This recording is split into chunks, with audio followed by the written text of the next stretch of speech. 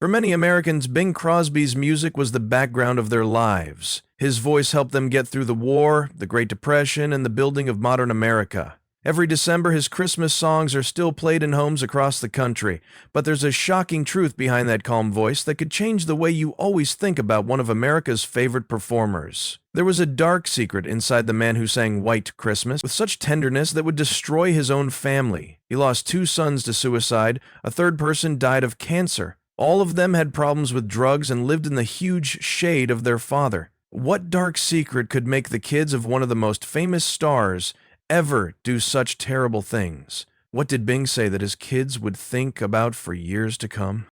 And why would a family that had fame, money, and what seemed like endless opportunities leave behind such a terrible legacy? Today we're going to reveal one of Hollywood's saddest family stories. Harry Lillis Crosby Jr. was born in 1903 in Tacoma, Washington, to a simple family. He became the star of American theater. His mother took care of their 7 kids while his father worked as a bookkeeper. His normal start didn't make it seem likely that he would become the voice of a generation. But even normal lives have times when things change. Young Harry was really interested in a comic strip in the nearby paper called the Bingville Bugle. A neighbor gave him the name Bingo, which he later changed to Bing, a simple name that would become famous very quickly. When Bing was young, he got his start in show business as a property boy at Spokane's Auditorium in the summer of 1917. There he saw stars like Al Jolson perform. Meeting these famous people in the entertainment business early on planted the seeds for one of the most amazing careers in American entertainment history. Bing showed potential in many areas while at Gonzaga University. He did very well in debate, sports, and public speaking. Before the siren call of music pulled him in a different way, he briefly thought about going to law school. He started performing locally when he teamed up with pianist Al Rinker, but his early reputation was tainted by not being dependable and liking the wild jazz age way of life. Even with these rough starts, Crosby's natural ability was clear. His baritone voice was warm and personal, making each listener feel like he was singing directly to them. This was a new way of singing at a time when most famous singers used a style that was more theatrical and projected. Paul Whiteman, the leader of a famous band, spotted Crosby and Rinker in 1926 and asked them to join his group. Soon, Whiteman added pianist Harry Barris to the group. Together, they became the Rhythm Boys, a singing trio. Crosby became famous across the country thanks to this project, but it wouldn't be long before his stardom eclipsed that of his partners. In 1928, Crosby recorded a jazzy version of Old Man River. It became his first #1 hit and proved that he was going to be a single star. The Rhythm Boys finally broke up because of rising tensions within the group. Crosby was then free to start what would become one of the most famous solo careers in the history of show business. In the 1930s, Crosby's fame grew very quickly. He was on 10 of the top 50 songs of 1931 alone. In his first movie role, The Big Broadcast, he showed that he was more than just a music artist. He quickly became the host of NBC's Kraft Music Hall, a job he would keep for 10 years, sending his friendly attitude into homes all over the United States. The thing that really set Crosby apart was the way he talked naturally, both in songs and on video. Unlike other artists who over-the-top their acts, Bing seemed like he was really himself. Because he was easy to talk to, he became a model for current pop singers, who had an impact on artists like Frank Sinatra, Elvis Presley, and others. You can't say enough about how important Crosby was to American spirit during World War II. Yank magazine named him the person who had done the most to boost the morale of service members serving abroad.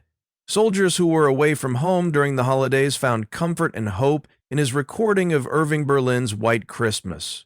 Crosby was so immersed in culture by 1948 that it's hard to imagine how someone could live without it today. An American poll named him the most admired person in the country. This includes politicians, war heroes, and even the Pope.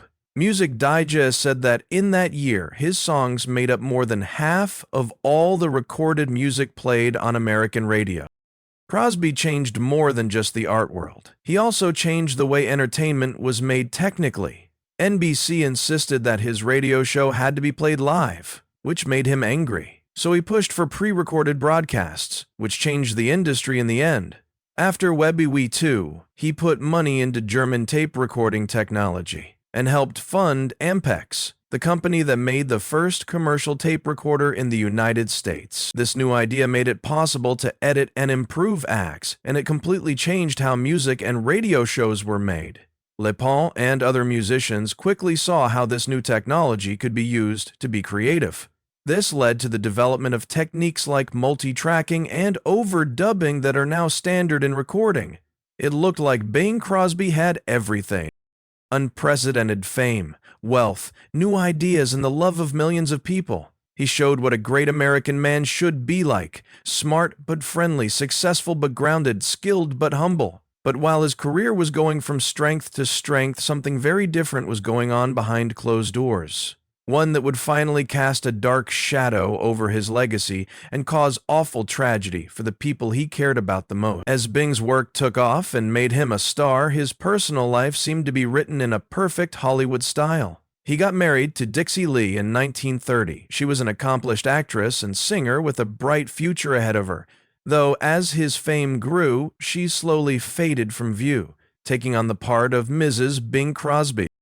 Between 1933 and 1938, they had 4 sons: Gary, Philip, and Dennis, who were twins, and Lindsay. People thought they were America's perfect family because they were smart, pretty, and successful. Magazine spreads were taken at their huge farm, the boys wore clothes that matched, and Dixie were smiling with what looked like parental happiness. Holiday specials showed the family gathering around the piano, which added to Bing's image as the perfect family man. And what did happen after the cameras stopped? When they turned off the mics? When America's favorite singer was just a dad with 4 young sons? The truth about what was going on behind the doors of the Crosby house would have shocked the millions of people who let Bing's voice into their homes. People thought of Bing as the perfect dad because he was patient, kind, and smart in movies like Going My Way, for which he won an Oscar for playing a gentle priest. But his real parenting style couldn't have been more different. Behind the gates of their farm, Bing was in charge, with strict rules and an emotional distance that was almost cruel. There was a big difference between Bing's public and private selves. Reports from later on say that the man who seemed warm on TV and the radio was often cold and distant with his own kids. The voice that calmed the country during the war couldn't comfort his own boys. The family's problems were made worse by Dixie's drinking issues. As her drinking got worse, she wasn't able to protect their kids as well from Bing's strict punishment. Her health and well-being were badly affected by the stress of living in Bing's shade and her own career going downhill. The Crosby boys were sent to military school when they were young. The strict rules were similar to what they had at home. When they got home, they had to follow strict rules and were punished severely for any mistakes or bad behavior that were seen. Later accounts say that physical punishment was usual. Bing is said to have spanked his sons for things as small as leaving a light on or not finishing their food, but the mental void may have been worse than the physical discipline. Because of how busy his job was, Bing was often not around, and when he was, he often didn't seem to be able to show love or support. He raised his sons with a strong need for approval from their father, which rarely, if ever, came. This mental distance wasn't just between him and his family. Even Bing's best business partners said they never really knew him. Phil Harris, who worked with Crosby for many years, once said that even though they had worked together for a long time, Bing was still hard to get to know because he put on a carefully built facade for everyone. The Crosby boys were under a lot of stress.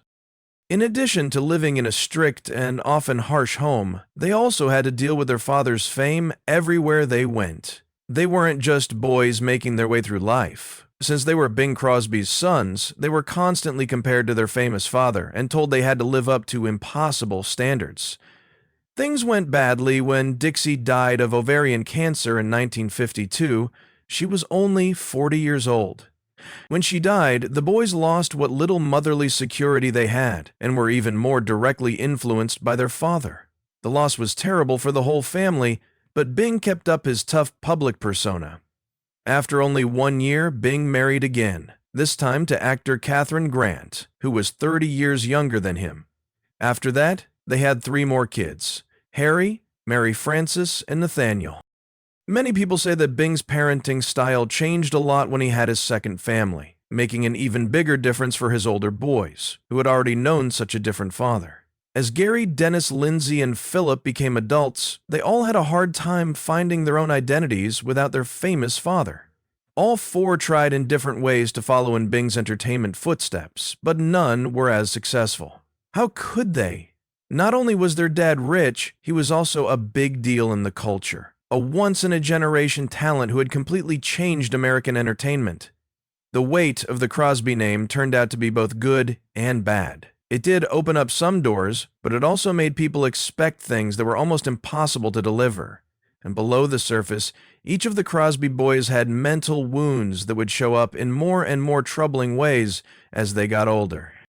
The stage was set for a family tragedy that would happen over many years and cause a lot of pain and death. Imagine being born into a family with the most famous singer in the United States' father. You should be able to get through any door. Every chance should be easy to get to. You should be able to take over the world. Now picture that same father, the one who was loved by millions, coming home to watch over you, judge everything you do, punish your every mistake, and tell you every day that you'll never live up to his great legacy. This was Gary Evan Crosby's life when he was born in 1933 as Bing's first child. From a very young age, he was in the public eye, going on his dad's radio show as an acting curiosity. Americans loved these duets between a father and son, but what they didn't know was that there was stress and fear behind the performances that seemed so sweet. Gary automatically became interested in entertainment as he got older. He wanted to please his father and find out who he was.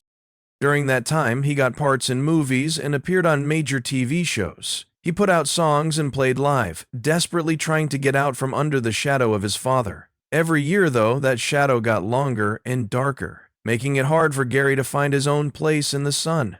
Gary had problems with drinking, just like his father did. These problems would last all through his adult life. But, unlike Bing, Gary eventually decided to face his problems in public. In 1983, he wrote a memoir called Going My Own Way, which was meant to be ironic and made a clear reference to his father's popular movie. The book slammed into Bing's carefully built reputation like a bomb. Gary wrote about how he was emotionally and physically abused as a child in the book. He talked about how his father beat him with a belt for small offenses, and how fear ran the house instead of love. The thing Gary said about his father that hurt Bing's image the most was that he was cold, distant, and couldn't show love to his boys. People in America couldn't recognize Bing from what Gary said. An angry and mean father who hurt all of his children physically and mentally.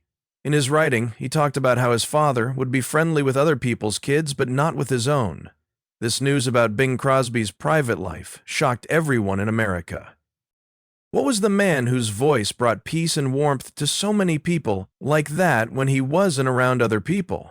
Although Gary's autobiography changed how people saw Bing, it also caused a split in the Crosby family. Some of Gary's brothers believe what he says, while others don't.